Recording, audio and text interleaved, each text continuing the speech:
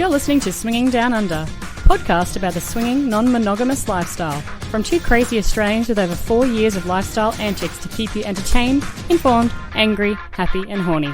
Join our international swinging adventures. Alright guys, and g'day and welcome back. This is episode 200. G'day, you were Australianising this today. Yeah, actually, I say g'day most times. Do you? Yeah. Just noticed it.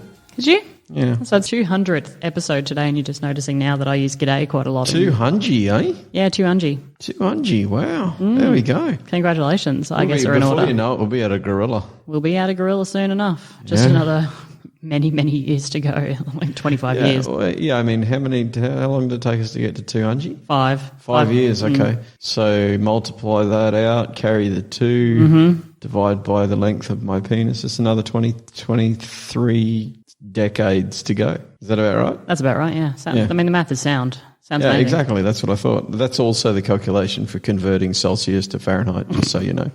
And the metric to the imperial system. Hey, so guys, today we're going to be talking about changing your swinger boundaries. I've wanted to talk about this for a couple of months, actually. We've put this off because we've had other things that we wanted to talk to you guys about, but it kind of all started when there was a thing going around on social media. I don't know if you guys have seen this, but it was how it all started and where I am. Like how it all started, how's it going, right? And I really started to think about when we first joined the lifestyle in 2015, how that is different to how we are in the lifestyle today in 2020. Wait, we're in the lifestyle today? Yeah, we are in the lifestyle today. Yeah, yeah. Didn't you notice the... No, I just thought there was heaps of dudes wanting to bang you. Oh, okay. No, that's actually, it's a thing. Yeah, we're in the lifestyle. Oh, okay. So I did the little how it started and how's it going. And I want to tell you on the left-hand side, this is kind of where we started off. And Daryl, add anything to this that you think we had on the list to begin with.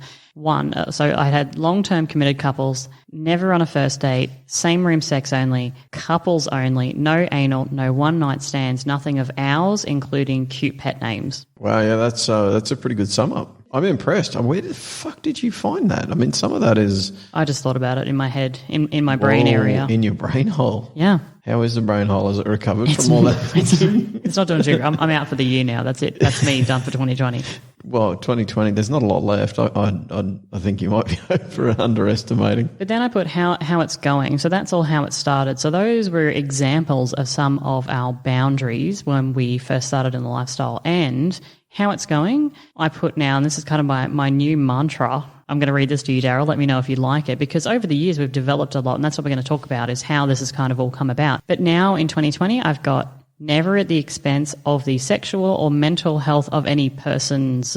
Persons. Yeah. Huh. So what do you think about that? I think it's actually a pretty good role. It's a pretty good role. I like it. Yeah. I mean, you stole it off someone though, right? No, I wrote that. Oh, did you? Mm-hmm. Really? Mm-hmm. Wow, I didn't know that. Now I'm impressed. Like, really impressed. Just now you're impressed? No, well, like I mean... right now? They're like, well, yeah. Okay.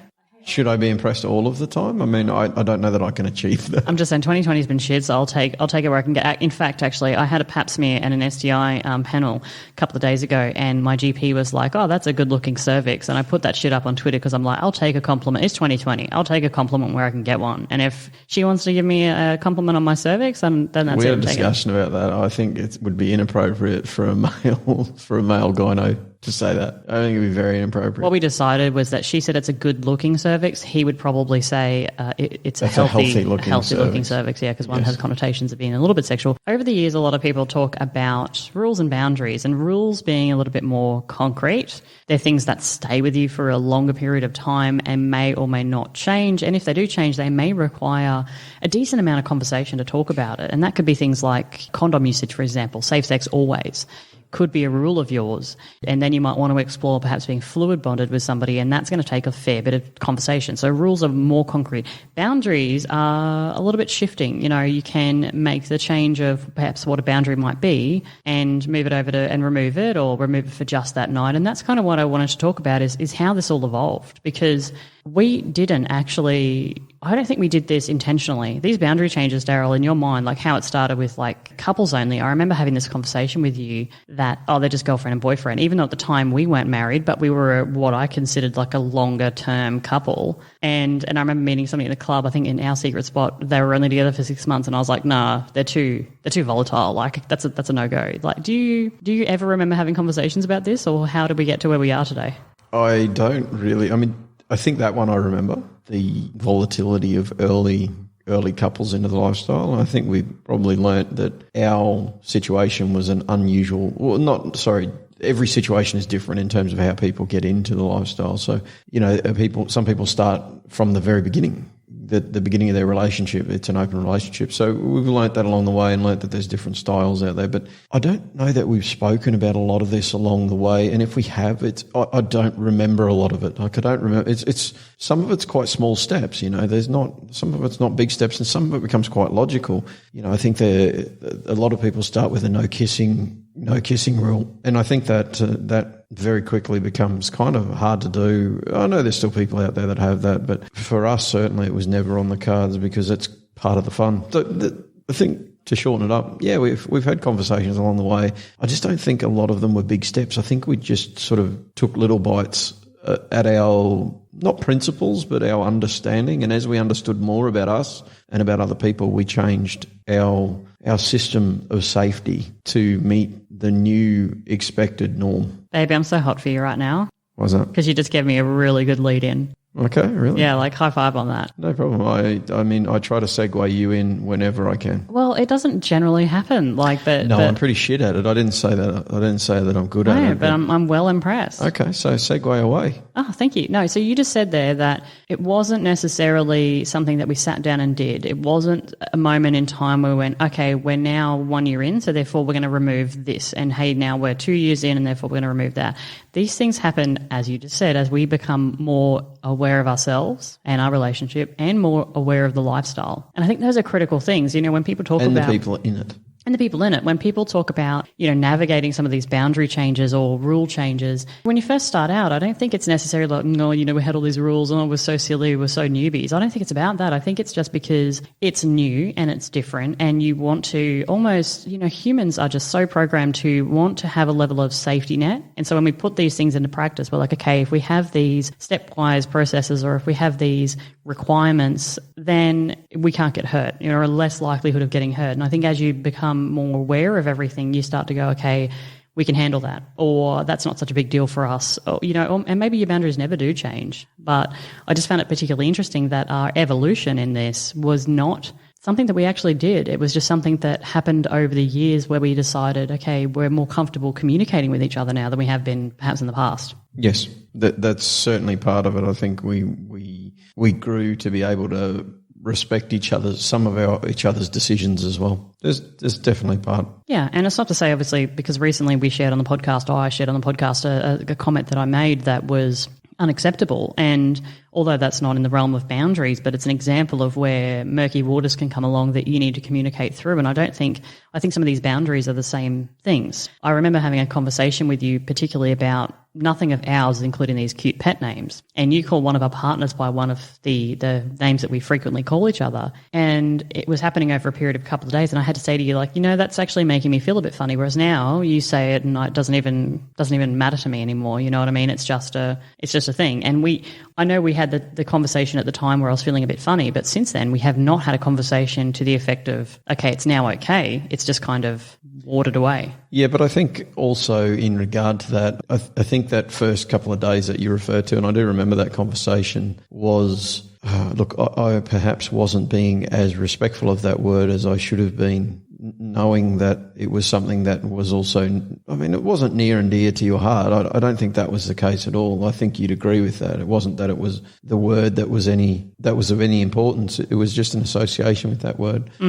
I think I have also tuned myself along the way. So that's another thing to keep in mind, is that it's not all about the rules and boundaries. No, it's not about the rules and boundaries that you associate. In some cases, it's about saying, well, yeah, okay, I understand that this is a no-go for you, but I also understand that in some cases you don't really care about it, and you sort of chip away is the wrong word, but you're wrong on the wrong phrase. But you kind of just get accustomed to some of the things and realise that when they're used in a general sentence with perhaps another couple or another individual, it's not used with the same love behind it, I suppose. Yeah, the same level of attachment. Yeah. I think chip away is a decent analogy for that. I mean, you could use water washing away a bank as well. As you find out more about yourself and more about your relationship and more about the lifestyle, then I think that some of these things can become less taboo or less concerning or chipped away or washed away or whatever. I don't think that's necessarily a bad thing. And I'm not saying that it has to be that way. I'm not saying that,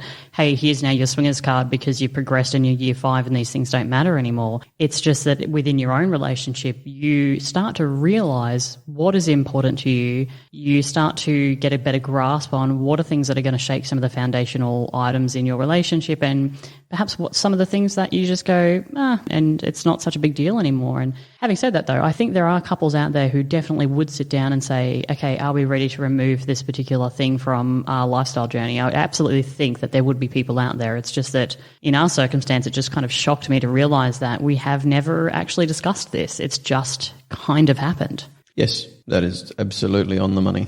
And we're not alone too. So I actually did put this up on Twitter, and I asked a bunch of people. The world of the tweets. The world of the tweet zone. Yes. I put this up and I said, like, here's ours. What does yours look like? Have you had a similar experience? Have you sat down and discussed these things? Or is it just kind of just naturally and organically progressed over the years into these things? And one of them I want to read, well, actually I want to read quite a few of them, but one in particular kind of stood out to me, and this is Sonoma Pair, and I have their okay to use this on the podcast today, but they actually sent me a private message. And on their phone, in the notes section of their phone, they have their original list from years and years ago in the lifestyle. They actually still have it written down. So when they first got in the lifestyle, they wrote this list down and they still have it on their phone. And because of this conversation on Twitter, they went back to look at it and they said too, like, holy shit, we're shocked. They said they're now in the right-hand side of our example that I gave, which is never at the expense of anyone else. And so I want to read some of these things to you because it just goes to show you kind of, again, when they first got in, their perception to now. So, stay together. Squeeze hands means comfortable, having fun. Do you remember that? Do you remember when we tried to do, I think we listened to a podcast and somebody said to us, this is when we first got in the lifestyle, a podcaster said, hey, have like little hand signals or whatever. Yes. Do you remember doing that at our first date? And then having no idea whether it meant excited or not excited or angry or let's go or whatever. It was really confusing. Yeah, I don't think it was our first date, but yes, I remember us having some signal, but we never really, I think both of us kind of forgot what the signal was. Okay, let me see here. I'm not feeling well, I need a break means abort and regroup. Silence means everything's okay. We're not going to try and read each other's minds. That was an interesting one. I actually think that's still pretty relevant for most people today because I think that's where you get pretty unstuck, where you don't actually communicate and you just assume you know what the other person's thinking. Yeah. We've been a victim to that one. No way. I know. Palm tickle for permission to escalate to the back room. So far we've got squeeze hands if means comfortable, right? And then now we've got a palm tickle for permission to escalate to the back room. And that's what I'm saying, like you and I would be shit at this. I don't know. I don't feel like I should be grouped in with that, being shit at this. Honey, we're married now. We are grouped in. Yeah, but I think I could. For better, for worse, and for lacking of memory. No, I totally agree, but I reckon I could remember this. I feel like halfway through you'd misinterpret one of the signals. Mm-hmm. Yeah. If we're apart for a dance or two, we need to get back together, check in and make eye contact. It's each of our responsibility not to do anything that we don't want to do. That's pretty fair and reasonable. I like that one. Yeah. Pretty much any non-sexual contact is okay in the front room. So they're also talking about a club there. Flirting is good with another couple. Got to stay close together in the back rooms. Condoms required for sex. Kissing's okay. No oral. And use middle names. No personally identifiable information should be exchanged without mutual prior agreement. Wow. Okay. So interesting. So they had all of these, and then now they're at the same kind of level as we well, not level, but now they're of the same sort of understanding or journey as we are. So I thought that was really interesting. And I sent a follow-up question. I said, did you guys sit down and go through these and say, okay, that's not, we don't want to have that in our boundary list anymore, or we're okay to remove that, or that one stays? And they were like, no, it just happened organically. So same thing as us. Yeah, it's pretty cool, isn't it? The rules that they have there are quite interesting. I like them. Yeah, some of them I think are pretty relevant. And some of them too, I think we probably could have discussed ourselves, because I think that where was it here? It's each of our responsibility not to do anything we don't want to do. And I think that still reigns true now. If you don't use your voice, if you don't communicate well, how can I blame you realistically for doing something that I think is out of my own bounds? I think that's really important, because actually early on that did happen. Yeah. I mean, you made a mistake, honestly, and that really, that actually became my problem as well. I remember that. But I mean, look, this is again some of the things that you learn along the way. Yeah. Okay, now I want to take a moment and I want to read some of these other ones out to you, Daryl, that I thought were really interesting responses, and feel free to comment, as you do. Okay, this is from Tinker Taylor, Western Australia. We tried with a few boundaries on the left, that referring to obviously my picture that I put up, but found setting them only inhibited the natural flow of a situation. We know each other well and have spoken openly about what turns us on or off, and we have had fun along the way. We have made sure we talk about the situation after to make sure we're both okay. What do you think about that? Yeah, I think setting them has inhibited the natural flow of the situation. Well, I think that's kind of where we got to as well. Now we don't have rules, strict rules, or even strict boundaries. I think we just deal with them as they come up. If somebody were to ask certain things, or if the partner group that we're with, whoever that is, has some things they want to do, and we're not, that was something that perhaps we thought we aren't okay with, we discussed and figured them out on the spot. Generally, yeah. I think that's an interesting thing for us, is that we now discuss them on the spot rather than letting them simmer for later. Yeah. We only let things simmer for later when we want a good episode of the podcast. Okay, the next one is from Night and Days. We are a long way from the rules and boundaries we set out from the beginning in the lifestyle. We find that our core values have never changed, and the boundaries we started out with have become more fluid and changeable with the environment and the mood of each other. I think it's really interesting. Certainly, mostly the mood bit, the mood of the individuals, or the feeling of the individuals. That is really important, because there are nights still now that we go out and we realise that one of us is just not feeling it, or the other way around. You've got somebody who's really feeling it and kind of wants to move a lot faster than the other.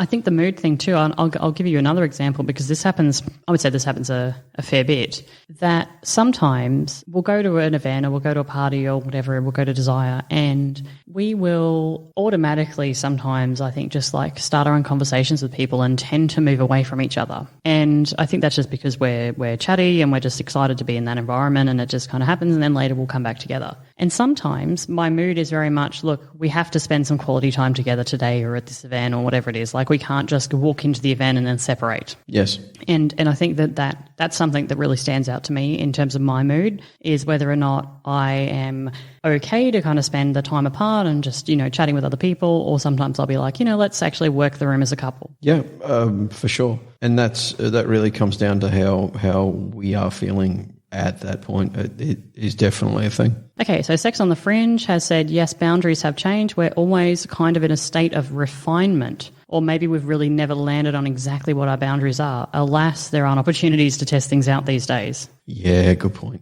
A state of refinement I thought was interesting, because you're growing, you're changing. Yes, I suppose for any relationship you should be kind of aiming for perfection, right? No matter what it is. And I mean that jokingly in some ways, because perfection by definition is unattainable. So the idea is that you aim for something that is perfection, in the hope that you might achieve just greatness, I suppose, in your relationship. And that includes things like our, any event, I suppose, any event you go to, or any interaction with another couple. It's being able to deal with and be happy with exactly what is there. And it's just continuing to tweak your relationship and tweak your understanding of each other. I mean, we learn new things about each other every day. Even though we've been together for quite a long time now, we still do learn new things about each other every day. Yeah, recently I admitted to something to you that I was quite embarrassed about, which you gave me shit about for about a month, by the way. Oh, yeah? Just so you know. Yeah. Okay. Is that the fact that you just learnt that a wolverine is actually a thing today? Yeah. Like as an animal? Sidebar, guys. I was this many years old when I realised that a wolverine was actually a real animal and not just a fictional character. Which judge away. I I have to say, very, very surprised by, given you've watched all of the Wolverine movies with me, and in one of them, they actually describe the animal. Oh, do they? Yes. Clearly wasn't paying attention. No. Okay, B and A couple said, we would say things just organically happened over time. Finding out ongoing friends allowed us to just let things happen naturally as they do when we hung out together. So that's true as well. Like your boundaries and some of these things that you place on the lifestyle or your journey can change with relationships, and not every relationship. You know, you might have a relationship with another couple that's completely different to the next. And with that other couple, you have maybe less boundaries or less concerns over, or there is maybe some, you know, public displays of affection or holding hands on the street, whereas you wouldn't do it with that other couple. You know, I think that's really important too. I think there's relationship things that certainly relationships with other people that when we first started, relationships we have now. When we first started, I feel like we would have considered some of those to be outside of the realm of, you know, ethical non-monogamy, moving into perhaps polyamory. Well, actually, and years ago we spoke on the podcast how the word love, how can you use the word love? And I remember at the time I battled with it. I was like, hold on a second, you don't love these people, but I mean, you love your friends, you know, and now I often say to our good friends, I'll say, I love you guys. I think and I mean it. You know, yeah. I do literally, I love them, but it's a different love to what I have with you. Well, I think that's just about the understanding, which I think came from the ethical slut, right? There's a discussion in there around, which is, for those of you who maybe haven't heard of it, it's a really good book that is a very interesting read for people who exist in the fringe lifestyle that we all exist in. There's a line in there, or a couple of paragraphs that talks about the fact that you can have love for your parents, you can have love for your partner, you can have love for your dog. That doesn't mean it's all the same. So there's no shortage of love. Yeah. Now, the next one I really like, and I wanted to include this. This is from Cat in the Hat, and they said, in our early days, we investigated swinging, but we found it was not for us. A few boundaries were sexual, and we have relaxed. We're now more open, poly-ish. We find them more related to relationship security and who we may date or be seen with. So I thought that was interesting. So they're actually saying it in the sense of like a boundary for us or a rule for us was going to be getting in the swinging lifestyle, and now we decided it's not for us, and so we've backed out. That's really important, and I really appreciated that. Yes, that's important and interesting for sure. Okay, last one from the Twitter responses was AKATX, and they said, our shift over the past year looks so much like this chart. As we've grown in security with each other and have been able to communicate what we each desire, we are down to only do no harm. We will guard our relationship and others at all costs. Everything else, negotiable. Cool. And this is, I think, you know, a lot of the time you'll listen to somebody and they'll say, oh, you know, we're ethically non-monogamous, or, you know, we're consensually non-monogamous, or we're in the swinging lifestyle, or we're swingers, or, you know, we're in the lifestyle. And over the years, a lot of people have said to us, well, what the fuck does ethically non-monogamous mean? And that sums it up perfectly. The do no harm, where we'll guard our relationship and others at all costs. Everything else is negotiable. That's the ethical side of being non-monogamous. Protecting yourselves, protecting other people, not wanting to impact them in any way negatively, whether that be their health or their relationship, and then having fun. I think that's just a perfect sum up. Yes, I would agree with that. I think it's a really good definition. Now, I also want to read one we received from Honeyspoon. Now, you guys have probably heard us talk about Honeyspoon. Honeyspoon had been on the podcast one time when we did a live podcast, and they wrote a guest blog for us on exploring a threesome, so go check that out on our website as well. I really want to take the time to read this because I think it is absolutely brilliant. How it started a year ago. Soft swap only, always same room, no single males, single females welcome, but mainly couples, never on a first date. Four-way connection must be established before we meet. Bi-curious bisexual females are preferred. Not a down-to-fuck couple. We prefer pants-on, pants-off friendships. That was where it started a year ago. How it's evolved. We stopped establishing rules and focused more on principles while considering each other's individual fantasies and needs, which is amazing. We'll come back to that. Yep. We've since shifted to a situational full swap. Same room preferred, but willing to push those boundaries with trusted couples. We had an MFM and would like to explore that more with respectable males. We enjoy threesomes with the right females, but don't enjoy the drama that comes along with the wrong ones. Four-way connection remains a priority, but more willing to meet people in lifestyle, even if it doesn't mean play.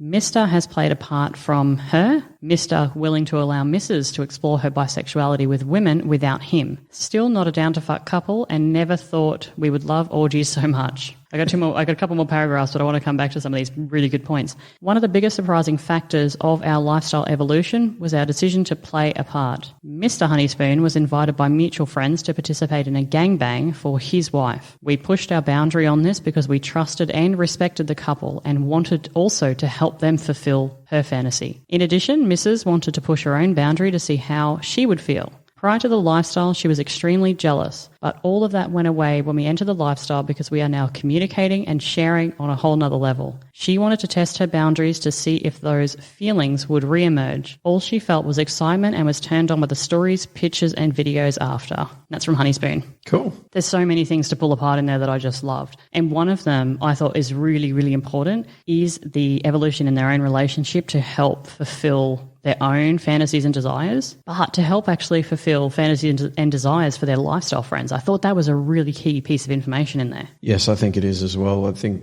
again, that kind of fits in, rather than the do no harm, it's kind of actually add, right? Yeah. So rather than a negative, you're actually wanting to boost the people around you up and try to help them. Yeah, add to people's lives rather than taking away, which or even keeping neutral, which I think most good humans actually fit into that bracket where they want to leave a place, a job, a relationship better than they found it. So think about how, if somebody said to you, Daryl, how would you recommend we perhaps change our boundaries? What would you say to them? Oh, I would say that's a negotiation that's really part of your own relationship, and you should take the time to discuss things along the way in a way that makes you feel comfortable. I don't think I could offer much more advice than that. Yeah, I think what I would look to is maybe how do you negotiate other things in your general life? So, for example, the spending of money, the spending of incidental money, where you go to holidays. And I know these things sound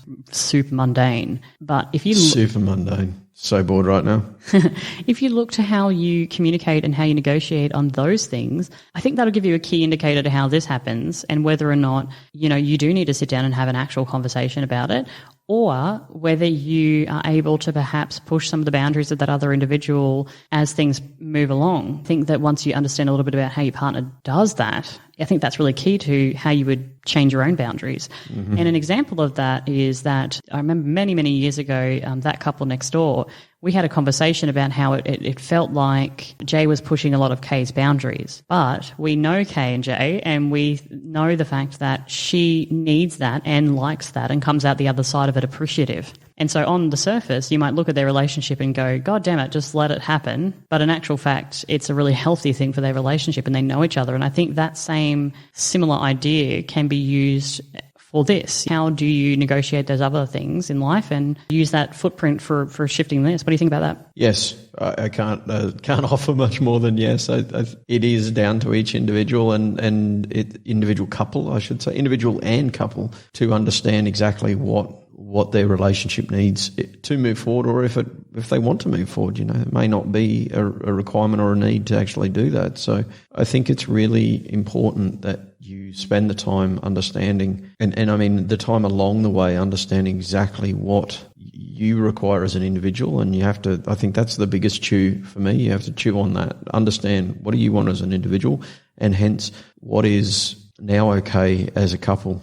Yeah, and I mean the other thing too is that obviously if you do decide to try and push a boundary, that doesn't mean you have to stay in that state for eternity. Like that doesn't become your new state of affairs. It's not a scorecard. No, it's you can try something new, decide it's not for you, and go back to something different or your original position. It doesn't need to be like, oh, well, now we've opened the floodgates to doing anal, and so therefore anal's on the table all the time. That's just not, you can move and shift and adapt. Mm-hmm. Yes, I agree. What I will say, though, if you're talking about shifting boundaries with another couple, so maybe there's now 4 people involved, I don't think you know those other people well enough to maybe necessarily let it happen fluidly. It may, but I think that's where conversations could actually happen. And it doesn't need to be, I'm going to do this and I'm going to do that, or it doesn't need to be like this almost contractual discussion. I think it can be quite sexy in that you're sharing your fantasies and desires, just like in the Honeyspoon example they gave us. They had friends who shared their fantasies and desires, and then they discussed it and were able to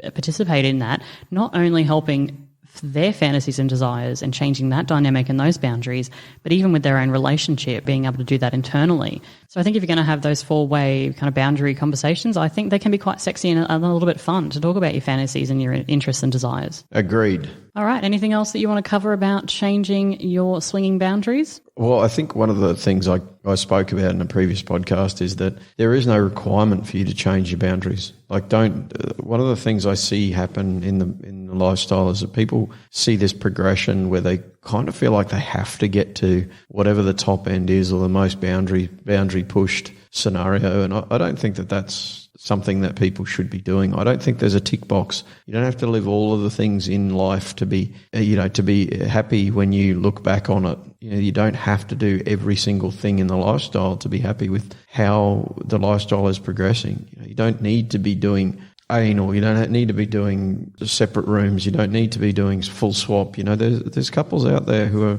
really happy and excited to do this once a year. They have a date or a holiday or whatever that they get involved in ethical non-monogamy, and the rest of their life they're not, and that's how they work as a couple. So I think the few thoughts that I'd leave with is don't feel you have to progress. That's thought one. The second one is don't judge anyone else for where they are.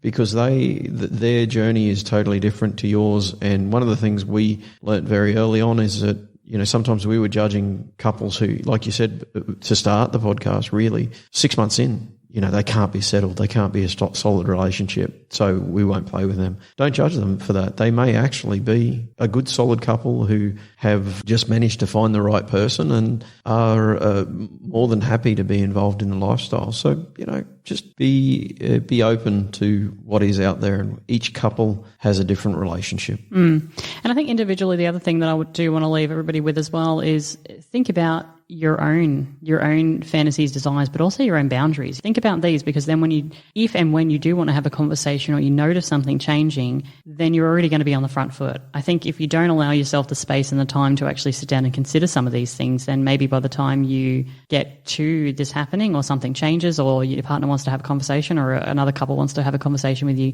you might be a bit taken aback. So that'd be something I'd like to leave people with as well. Just give yourself the space to think about it, because then also you're thinking about your fantasies and desires. So the next time that you go to an event or meet with a couple, you can talk about that and maybe table something, whether it is anal play or whatever that looks like for you guys, because they may or may not be into it. Yes. All right, so that has been the boundary shifting episode, guys. I do have something to leave you with, a little song about the 12 days that pandemic has given to me. So we'll be back in a second and I'm going to sing you a random song. Yay.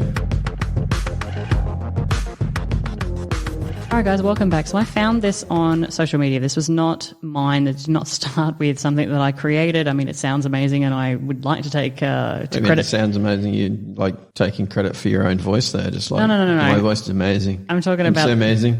Best ever. I'm talking about the actual numbers here and what pandemic's given to me in 2020. So I put this on social media because they left out number one, and I asked everybody, what do you think number one should be? And there were a bunch of really, really great responses, but I'm going to use one response in particular, which is For the Love of Sex on Twitter. So this is their number one, and let's get cracking and see if I can actually keep up with the beat and not make a fool of myself. I don't know, Daryl, what do you reckon?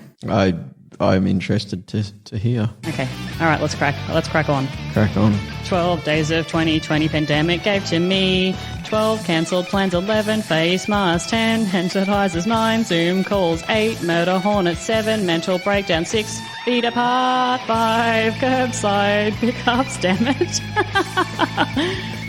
4 quarantines, 3 travel restrictions, 2 Karen's complaining, and 1 roll, damn it, of toilet paper left. Wow, I feel like maybe you should have practiced this ahead of schedule. I did actually. What was the last one? And 1 roll of toilet paper left. Gotcha. Yeah, so that was the 12 days of 2020 pandemic gave to me, and it was 12 cancelled plans, 11 face masks, 10 hand sanitizers, 9 Zoom calls, 8 murder hornets, 7 mental breakdowns. You didn't really sing most of this. You just kind of spoke it. And I tried to. Go back in there and get it singing. Oh, man, what? I don't know if I can do that. Okay, keep going. You got 6 feet apart, 5 curbside pickups, 4 quarantines, 3 travel restrictions, 2 Karens complaining, and the last roll of toilet paper left. Nice. There you go. That's the 12 days of 2020 pandemic gave to me. I think they went a bit light on the 7 mental breakdowns, if I'm quite honest. I think I might move that up the list and maybe put like hand sanitizers down below. So like 12 mental breakdowns. I say like, 10 mental breakdowns and 7 hand sanitizers. I might shift that around a little bit. Okay, noted. We do joke, but I know it's been a tough year for a lot of people, and the holidays are coming up, so Christmas is pretty well upon us here. So we are available if you guys want to reach out to us on social media. If you're lonely, you want to have a chat, our DMs are open. I say that because just even sending a message, we will respond and just say hello to you guys. So feel free to do that. Check.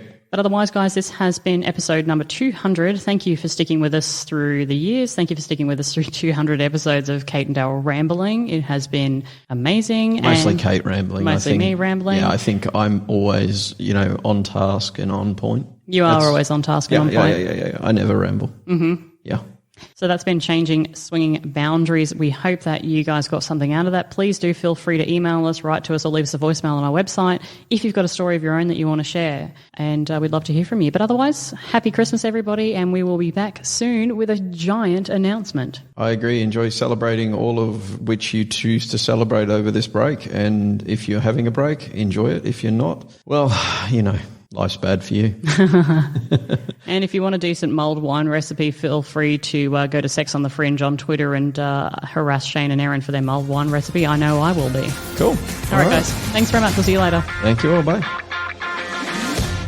If you're looking for more ways to interact with Swinging Down Under, you can catch us on Twitter @SwingDownUnder. You can also catch us on Instagram, Swinging Down Under, or head over to our website, swingingdownunder.com. We would absolutely love to hear from you, so if you would like to send us an email, jump online, do it at cnd@swingingdownunder.com. If you've got podcast topics, questions, you want to talk about your journey, you can also support the podcast through our website by clicking through on any of the affiliate links, or alternatively to jumping over to patreon.com/swingingdownunder and sponsoring the podcast. If you can't do any of those things but just want to make a feel-good day, leave us a 5-star review. Cheers, everyone, and thank you again for supporting Swinging Down Under podcast.